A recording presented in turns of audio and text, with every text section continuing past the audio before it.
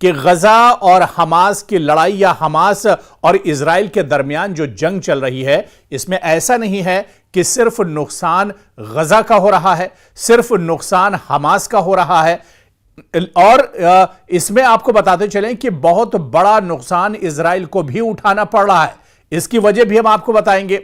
हालिया जो हमला इजरायली फौजियों पर हुआ, इसमें कई फौजी हलाक हुए हैं। बल्कि यह कहा जा रहा है कि 7 अक्टूबर के बाद जो हमास ने हमला किया था, उसके बाद इजराइल पर एक और बड़ा हमला हुआ है। इस हमले के बारे में भी हम आपको जानकारी देंगे और कितने इजरायली फौजी इस हमले में मारे गए हैं, कितने फौजी जख्मी हुए हैं और इस हमले के बाद नेतन्याहू का रिएक्शन क्या कुछ है, नेतन्याहू इतने परेशान आखिर क्यों है, इस बारे में भी हम आपको बताएंगे। लेकिन सबसे बड़ी खबर यह कि सिक्के के दो पहलू हैं, सिक्के के दो रुख हैं और हमेशा जो बात होती है वो ये होती है कि गजा में इजराइल ने अटैक कर दिया, गजा में इजराइल ने एयर स्ट्राइक कर दिया, गजा में इजराइल ने ड्रोन से हमला कर दिया। यह तो सच है कि इजराइल लगातार गजा पर हमले कर रहा है। पिछले कुछ दिनों में गजा पर इजराइल ने अपने हमलों में तेजी लाई है। हजारों मासूम जो हैं वो गजा में एक तरह से मौत के घाट उतार दिए गए, जिनका कत्लेआम एक तरह से गजा में किया गया है। और सिर्फ बम और हथियारों से नहीं, बल्कि गजा की नाकाबंदी करके भी जो मासूम है उन्हें भूखे प्यासे एक तरह से मारा जा रहा है। उन तक जरूरत के सामान नहीं पहुंच रही है, बल्कि यहां तक कि जो दवाएं हैं वो भी गजा के अंदर नहीं पहुंच पा रही हैं। गजा के बाहर एक रिपोर्ट के मुताबिक कई हजार जो राहती सामान के ट्रक हैं वो मौजूद हैं, वो खड़े हैं, लेकिन गजा के अंदर नहीं जा पा रहे हैं। यानी जितना ज्यादा इजराइल के जरिए जुल्म हो सकता है वो गजा पर किया जा रहा है। यह सच्चाई है और दुनिया के सामने इस तरह की खबरें आती भी रहती हैं।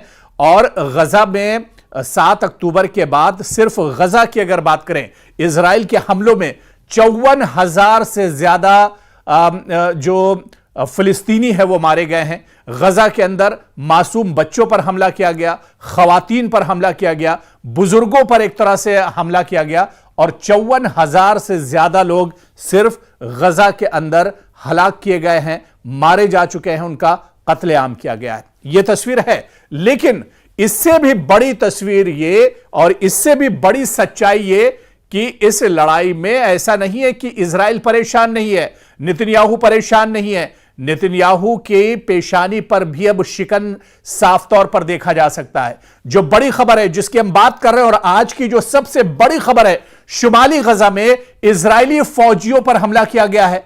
जंगबंदी के बाद इजराइल को अब तक का सबसे बड़ा जानी नुकसान उठाना पड़ा है।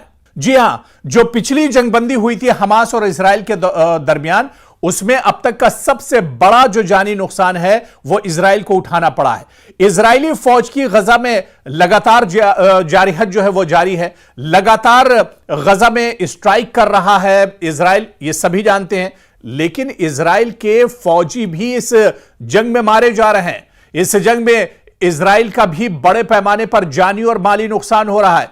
यरूशलेम से जो पूरी खबर आई है वो हम आपको बता रहे हैं कि इजरायली फौज ने एक जानकारी देते हुए कहा है कि गजा की पट्टी में उसके कई फौजी मारे गए हैं। मार्च में हमास के साथ जंगबंदी खत्म करने के बाद से इजराइल की अफवाज पर यह सबसे मोहलिक, सबसे बड़ा, सबसे खतरनाक हमला बताया जाता है। फौज ने बताया कि कई फौजी मारे गए हैं और सबसे अहम बात यह है कि जो फौजी इजरायली मारे गए हैं इनकी उम्र 20 साल के आसपास बताई जाती है। यानी यंग फौजी हैं, बिल्कुल नौजवान ये लड़के हैं जो एक तरह से इजराइल की फौज में थे और इन्हें मारा गया है। आपको बताते चलें कि 1-2 दिन पहले ही शुमाली गजा में लड़ाई के दौरान ये फौजी मारे गए हैं और बाकायदा इजरायली मीडिया ने भी इसकी तस्दीक की है। इजरायली मीडिया ने बताया है कि वो जबालिया, जिसके बारे में आप जानते होंगे, जबालिया का इलाका जहां पर बहुत ज्यादा नुकसान एक तरह से गजा के अंदर पहुंचाया था इजराइल की फौज ने, ये वही जबालिया है। जबालिया के इलाके में एक धमाके में दरअसल ये फौजी मारे गए। आईडीएफ की इब्तिदाई तहकीकात के मुताबिक कई फौजी जो हैं वो जबालिया में फायर इंजन की हिफाजत कर रहे थे। यह फायर इंजन दरअसल इजराइल का था और बहुत इंपॉर्टेंट होता है जब जंग होती है उस दौरान। तो इस फायर इंजन की हिफाजत ये फौजी कर रहे थे इजराइल के, जो गजा में एक बख्तरबंद गाड़ी को बुझाने के लिए दाखिल हुआ था, जिसमें तकनीकी खराबी की वजह से दरअसल आग लग गई थी और इसकी वजह से फायर ब्रिगेड की गाड़ी पहुंची हुई थी और जबालिया से निकलते हुए काफिला सड़क किनारे बारूदी मवाद दरअसल पहले से लगा दिया गया था, जिससे इजराइल के ये फौजी एक तरह से हलाक हो गए। और जैसे ही इजराइल के फौजियों का यह काफिला जहां पर बारूदी सुरंग बिछी हुई थी, बारूदी सुरंग के जैसे ही पास में यह काफिला पहुंचता है, उसी वक्त बड़ा सा धमाका होता है और इस धमाके में इजराइल के कई फौजी मारे जाते हैं, कई फौजी जो है हलाक हो गए हैं, जो मौत और जिंदगी की जंग एक तरह से अस्पताल में लड़ रहे हैं। और यह बताया जा रहा है कि अभी अभी हालिया दिनों जो जंगबंदी हुई थी, जिस जंगबंदी को इजराइल ने ही तोड़ दिया है, इस जंगबंदी के मुआहिदे को, इस जंगबंदी के बाद इजराइल का सबसे बड़ा जानी नुकसान एक तरह से हुआ है इस हमले में, और यह हमला बारूदी सुरंग के जरिए से किया गया है। और इसके अलावा यानी आप जिस तरह से इससे पहले की जो रिपोर्ट्स हैं और जिसमें हम ये दावा करते रहे हैं, जी हां, ये दावा लगातार हम आपसे करते रहे कि इजराइल, हमास और इजराइल की लड़ाई में ऐसा नहीं है कि सिर्फ हमास का नुकसान हो रहा है, हमास के फौजी मारे जा रहे हैं, बल्कि जो मरने वालों की तादाद गजा में है वो 54,000 से ज्यादा है और इसमें निहत्थे जो बच्चे हैं वो एक तरह से मासूम बच्चे, निहत्ती जो खवातीन हैं, जो बुजुर्ग हैं, वो बड़ी तादाद में मारे गए हैं। लेकिन दूसरी तरफ अगर आप देखिए तो 7 अक्टूबर के हमले के बाद से अब तक 860 के करीब इजरायली फौजी हलाक हो चुके हैं। यह चौंकाने वाली रिपोर्ट आपके लिए हो सकती है, क्योंकि दुनिया यह समझती है कि इजराइल के फौजियों का नुकसान नहीं हो रहा है।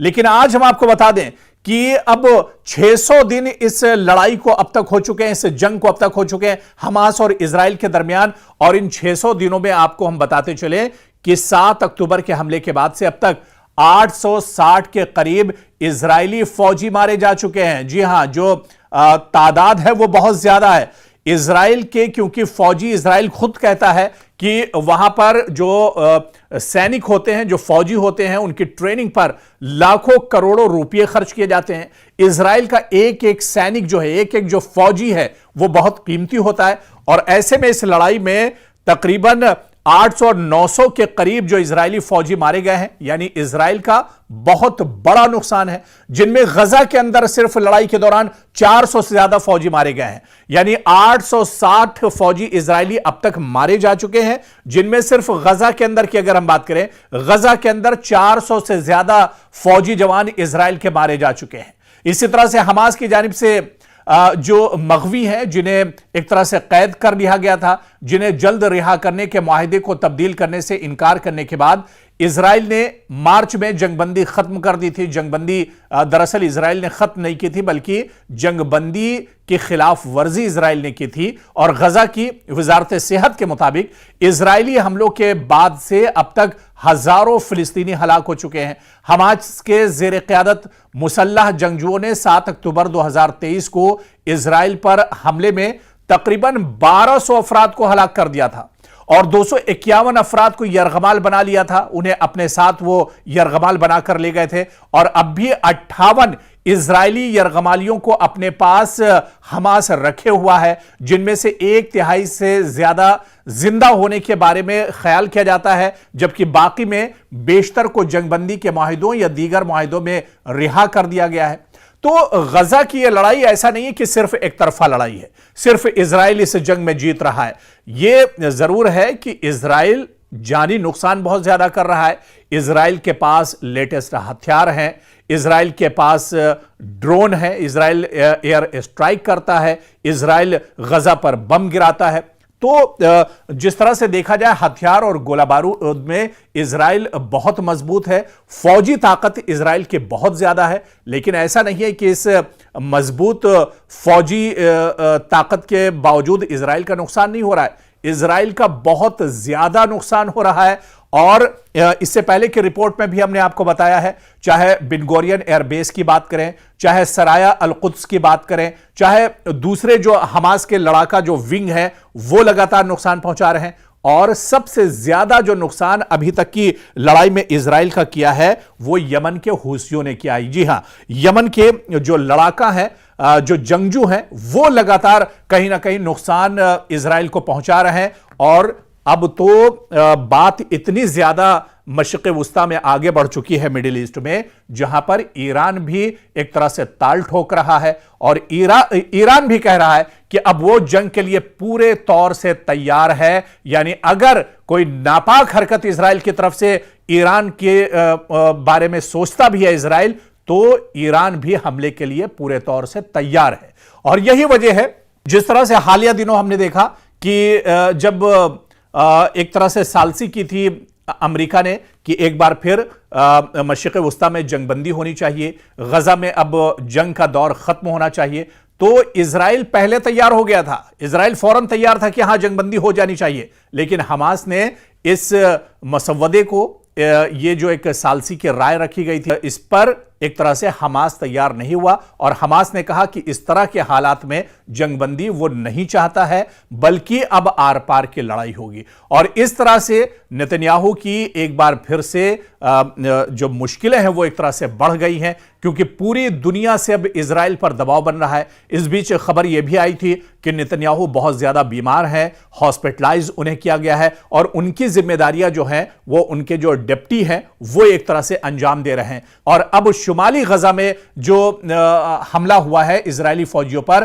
तो जंगबंदी के बाद सबसे बड़ा जानी नुकसान इजराइल के लिए बताया जाता है। यानी इजराइल अब पूरे तौर से गजा की इस लड़ाई में फंसता हुआ नजर आ रहा है। दुनिया को दिखाने के लिए नेतन्याहू कुछ भी बयान देते हो, वो अमेरिका, वो एक तरह से ईरान को धमका रहे हो, या फिर वो यमन को धमका रहे हो, या फिर वो हमास को तबाह बर्बाद करने की बातें कर रहे हो, लेकिन अंदरूनी जो सच्चाई है वो यही है कि नेतन्याहू एक तरह से घिरे हुए हैं। नेतन्याहू की परेशानियां कम होने का नाम नहीं ले रही हैं और नेतन्याहू अब इस जंग से बाहर निकलना चाहते हैं, हर तरह की तरकीब कर रहे हैं। अमेरिका को भी वो साथ ला रहे हैं, डोनाल्ड ट्रंप से भी बयानात दिलवा रहे हैं, लेकिन अब हमास एक तरह से तैयार नहीं है। हमास चाह रहा है कि अब जंग जो है वो आर पार होनी चाहिए और अगर जंगबंदी होती है तो हमास की शर्तों पर होगी, तभी यह जंगबंदी होगी, वरना यह जंग ऐसे ही चलती रहेगी और हमास जो है वो एक तरह से इजराइल का मुकाबला करता रहेगा।